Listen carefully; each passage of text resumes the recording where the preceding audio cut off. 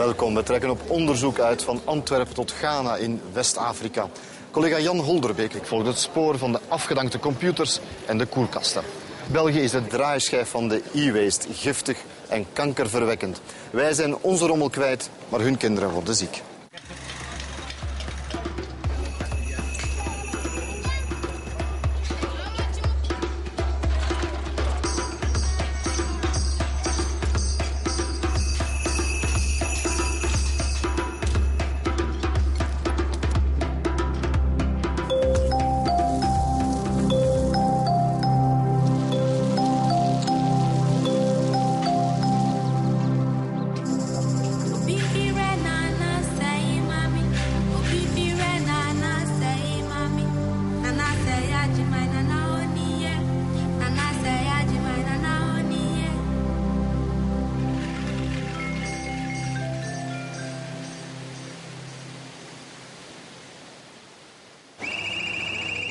Het is koud op de kaai, -5 graden.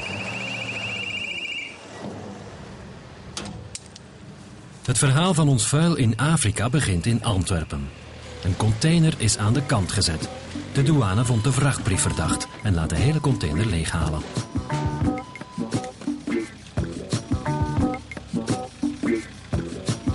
De vrachtbrief vermeldde tweedehands tv-toestellen, koelkasten en computers bestemd voor Ghana. De inspecteur van Leefmilieu begint zijn ronde. Hier zien we op de afvalbanden televisies liggen die onverpakt zijn. Terwijl dit soort toestellen normaal toch zorgvuldig behandeld zou moeten worden. Wij hebben hier het standpunt ingenomen in afspraak met de buurlanden dat wij alle onverpakte televisietoestellen beschouwen als gevaarlijke afvalstof. Wat is er zo gevaarlijk aan een televisietoestel? In de beeldschermen zitten poeders die zware metalen bevatten en die bij gevolg gevaarlijk zijn. Hetzelfde geldt voor computers. En bij oude koelkasten maken de CFK-koelgassen er giftig afval van. Conclusie van de inspectie: zowat de helft van de container is giftig elektronisch afval en mag niet worden geëxporteerd naar derde wereldlanden. De hele lading gaat terug naar de afzender in Duitsland. 4 ambtenaren moeten de hele Antwerpse haven controleren op illegaal afval. 8 miljoen containers per jaar. Dat is onbegonnen werk. De meeste foute containers geraken er probleemloos door. Honderden vermoed ik. Die u niet kan tegenhouden? Die we niet tijdig kunnen tegenhouden. Ja. De gecontroleerde container had op de Julie Delmas moeten staan. Een schip met bestemming Ghana. Na het vertrek van de Julie Delmas uit Antwerpen zijn nog verscheidene op papier verdachte containers getraceerd.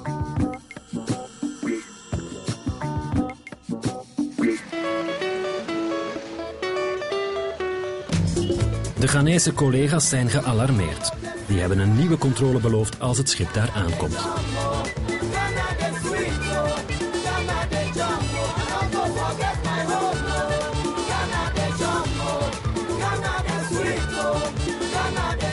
Het is heet op de kaai, 35 graden. We zijn 3 weken later en 5000 kilometer meer zuidwaarts in de haven van Tema in Ghana, West-Afrika. Op dit schip had de container moeten staan die we in Antwerpen hebben laten controleren. De Ghanese autoriteiten hadden ons ook een controle beloofd, maar daarvan zien we voorlopig nog niks. We hadden nochtans afspraak met de Ghanese inspectiediensten. We hebben ook toestemming om te filmen. Maar plots fluit de grote baas van de haven ons terug. We should be allowed to film. We have the authorization from the harbor director. Stop.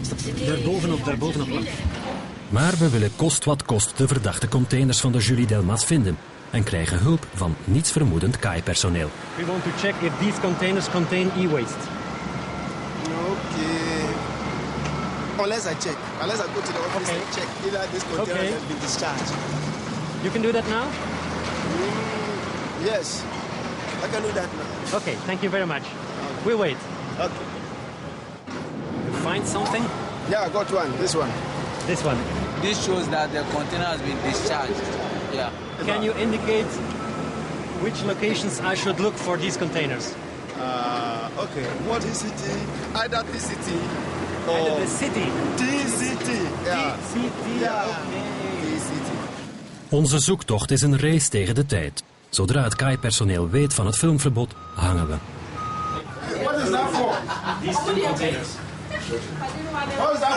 Maar dan is het raak. We vallen als bij toeval op een van de containers die in België als verdacht gesignaleerd staan. As it is loaded on the truck, I'm now going to issue waybill. Yes.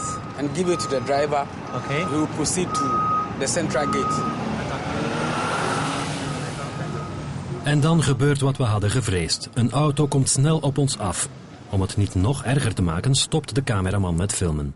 Poging 1 is mislukt, we vliegen van het terrein af.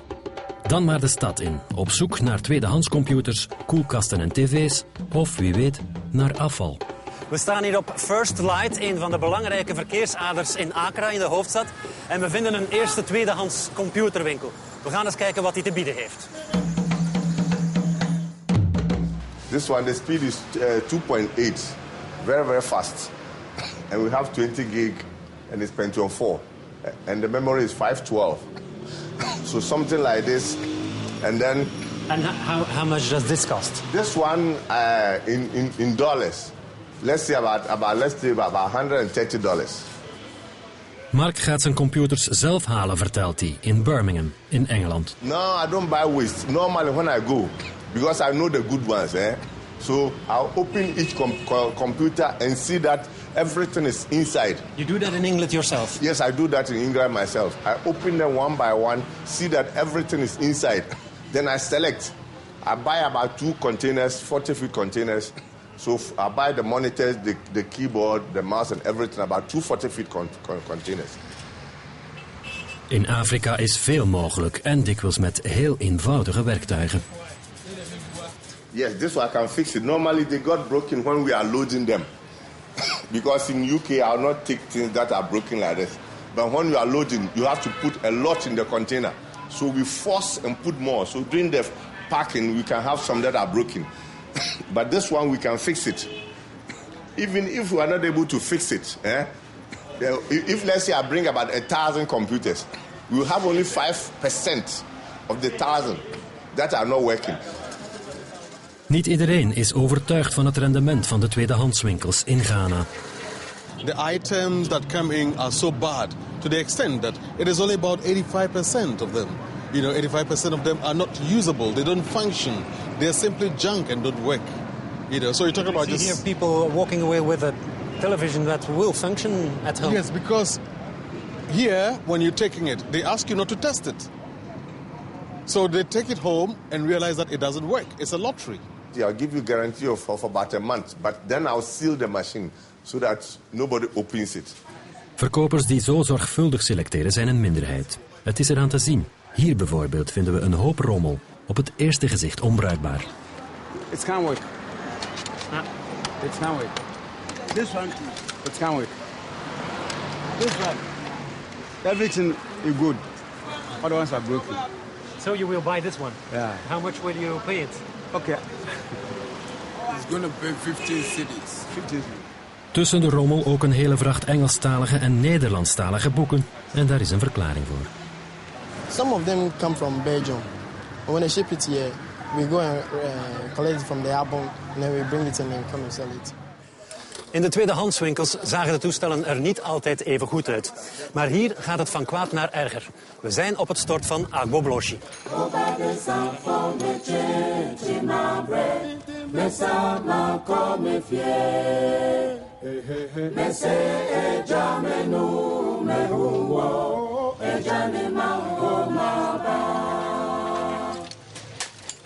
Agbo Bloshi, voor westerse ogen een verschrikking. Voor deze kinderen dagelijkse realiteit en onmisbare bron van inkomsten.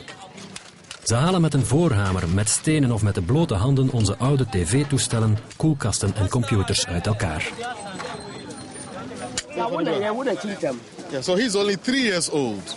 And I was asking, what are you going to do with this? And he says, I'm working here so that I can go and sell this and get money to buy food. These are metals from the waste material. And this is a 3-year-old boy. His body is still growing up. And he's taking a lot of these poisonous material from the electronic waste into his body. Mike Anane is freelance journalist. Zijn hele carrière al werkt hij op het onderwerp. En gaandeweg is hij evenveel activist als journalist geworden. My research indicates that it is becoming extremely difficult and expensive to recycle or properly dispose of the waste in Europe. Ghana and most parts of Africa, we have people who are ignorant of the environmental and health implications of these hazardous electronic waste. So Africa, as a result of the ignorance, is a place to dump these items. Nobody wants them in Europe, but Africa is simply a place to dump these things.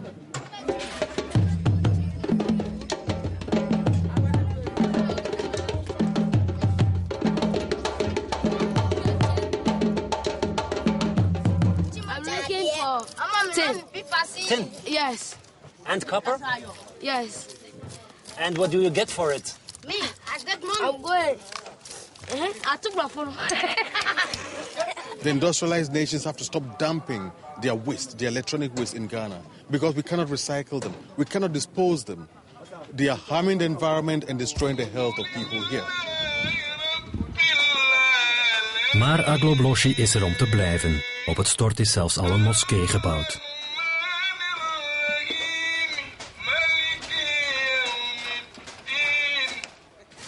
Vlaams parlementslid Rudy Daams probeert al jaren om de afvalstroom naar de derde wereld af te remmen.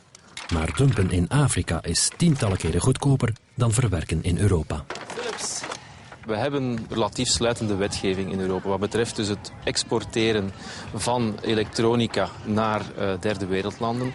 Als het gaat om herbruikbare goederen, dan kan het onder bepaalde voorwaarden. Als het gaat om afval, zoals hier, dan kan het niet. En ongeveer de helft, naar schatting de helft van alle elektronica-apparatuur vanuit bijvoorbeeld de Antwerpse haven is dus e-waste, zoals dat heet. En dit is dus gewoon bij wet verboden. Waarom gebeurt het dan? Het antwoord op die vraag hoorden we eigenlijk al. 4 ambtenaren moeten in Antwerpen 8 miljoen containers controleren. In Vlaamse context bekeken is de vaststelling dat ongeveer 1/3 van het elektronische materiaal komt in goede handen terecht. Dat wil zeggen 2/3 komt in een grijs of zwart circuit terecht. Dat kan een schroothandelaar zijn, een schredderinstallatie, gewoon in de huisvuilzak. Maar een heel grote stroom gaat naar derde wereldlanden die dus eigenlijk niet in staat zijn om dit op een milieuverantwoorde manier te verwerken. Tenzij je dit verwerking noemt. The smoke, you know, go the people's side. The smoke no go the people's side. You know, go the people's side. Don't go to the people's side. They will I think go so. top. There are people over there. And the people did there. The thing you go top. You go up. You know, see And the smoke people. is higher. So it's not dangerous. No, it's not dangerous. Aren't you sick sometimes? Yes, you're sick. Are you sick? What do you have? The heat. The heat. If the heat hit you too much, you go sick. And not the smoke? And you know the smoke. You know what dioxins are? No. They give you cancer. You know what cancer is? Yes. No, I don't know. I don't know.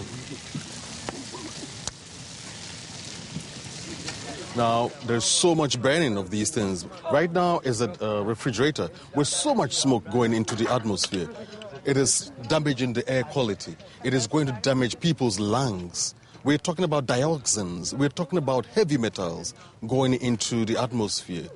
It is certainly going to affect people's health. We are talking about cancer. We're talking about the different kinds of cancers that people would suffer as a result of the dumping of electronic waste and such burning.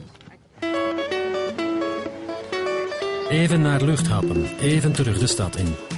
Waar we botsen op een verrassende andere kant van de medaille. Een levendige discussie met enkele handelaars in tweedehandsgoederen. We Africans are poor. Not that POOR is PO. We are poor. That's why we always bring the used items to Africa, specifically to Ghana here, to sell them to our brothers who can't afford a new television set. Somebody is working for 500,000 a month. If you went to a shop, you can have a television about 3 million. 3 million.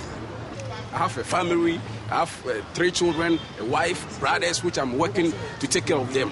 And if you are telling me that to stop this thing, what can I do? I will go rob it because I can't live without it. Let me tell you that we have about 20% of the population working under this. About 20% of the population of Ghana works on these second-hand goods. When we went to Europe to buy the televisions, the poorest people also came. Romanians came, Slovakians came to buy to send to Europe. Yeah. Why they don't stop them? And they are coming to Africa to stop us. Economie versus ecologie. De tegenstelling is nergens scherper dan op dit stort in Ghana. This boy lives in a room where they screen video. Yeah, he hasn't got a bedroom. He has nowhere to stay. You know, so it's a room where they show a cinema. Okay. Like a cinema hall. Kofi en Osman, 12 en 8 jaar oud, willen ons hun slaapplaats tonen in de slums, net naast het gifstort, waar duizenden mensen bijeenhokken. De blauwe keet is de wijkbioscoop. Het is 2 uur in de middag, full house, en we mogen de bioscoopgasten niet storen. We are 15 here. If you go to cities and you go need the irons and come and wait here, if you come here and we come and see, you don't have any place to sleep. You don't. Yeah, our father and my mother's not here. We live here and we come here and we come to need money to go to our hometown. If you pay like if it is 15 kilo, they'll give you 30,000. If it is 30 kilo, they'll give you 60,000. That's why they give us money. En toch zet de Ghanese regering eerste schuchtere stappen om haar bevolking voor het ergste te behoeden. Er was ons bijvoorbeeld een controle van de verdachte containers beloofd, weet u nog? Een dag na onze eerste mislukte poging krijgen we bericht dat 6 van de 15 containers die door België waren gesignaleerd aan de kant zijn gezet voor controle. Maar we mogen ze nog niet onmiddellijk zien. Een 5-tal stempels en toelatingen later is het eindelijk zover. We mogen tot bij de containers komen. En toch is er op het laatste moment alweer een reden om niet aan de controle te beginnen. Het is onvoorstelbaar. We zijn nu al bijna 2 dagen bezig met het bijeensprokkelen van alle nodige documenten om inzage te krijgen van de containers. We staan er nu voor. EPA, de Milieuinspectie is hier, de douane is hier, de mensen van Nationale Veiligheidsdienst zijn hier. Alleen de shipping line, dus MSC zelf, weigert te komen en we krijgen dus de inhoud van deze containers niet te zien. Ik vind dit onvoorstelbaar. Tot onze immense verwondering staat de ambtenaar van Leefmilieu ons wel een interview toe. En we geloven onze oren niet. Have you ever done a control on e-waste? Not in this country, no. So if these containers would be open, it would be the first time in Ghana? Yes. And the control, if it's done, it's for the sake of Belgian authorities demanding a control and of the camera being there? Well, I think we have a mandate under some international conventions which we have ratified to do some controls. But usually, after ratifying the international convention, there are some local norms that you have to activate. Such as? Like ozone-depleting substances, where we have a phase-out period, and that has to do with the old refrigerators.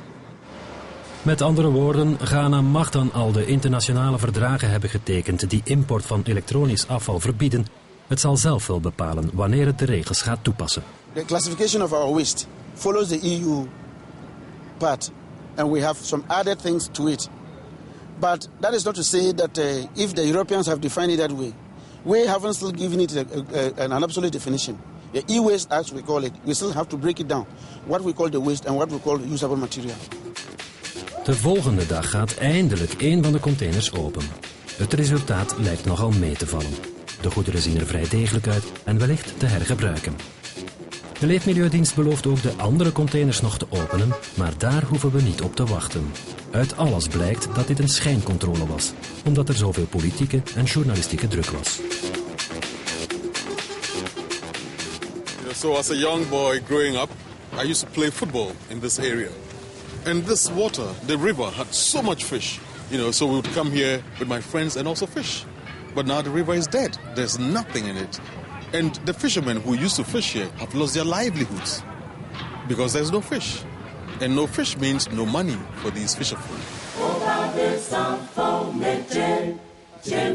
Enkele honderden meter verder in de mond van de Odo-rivier dan toch enkele vissers aan het werk. In de verte zien we iets vreemds. Dit is wat de rest van de Odo-rivier napassage door het Agloblosje stort. 200 meter westwaarts staan mannen te vissen. Een kilometer verderop liggen toeristen te zonnebaden. Een enorme pijpleiding loost 24 uur op 24 het vuil van de rivier op het strand. De hele omgeving kleurt pikzwart.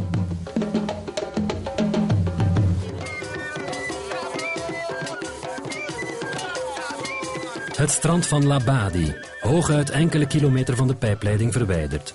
Hier is het altijd feest. Het is de place to be voor de hoofdstadbewoners, maar ook voor begoede westerse toeristen. Elissa, Sonia en Jen, 3 Amerikaanse meisjes, studeren sinds kort in Accra. And is the water okay? Yeah, we've been to the beach a few times. It's never been a problem. There's a little bit of trash, but it's one of the more well-maintained places to go. So. Aren't you afraid of pollution? Not really, no. I guess not. Should I be? Well, a few kilometers further on, there's a big dump and... Oh, jeez. No, I didn't know that. No, it's never seemed like a problem here, but...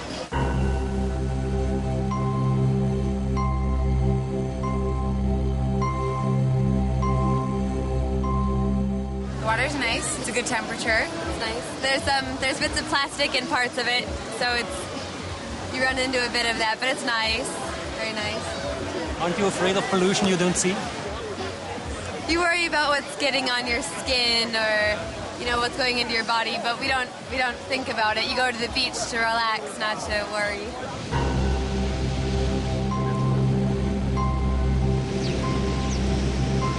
I read an article about the waste that's shipped here from the United States and a lot of cell phones and cameras and that sort of thing, and that they're torn apart to get the little metal bits or anything that can be reused.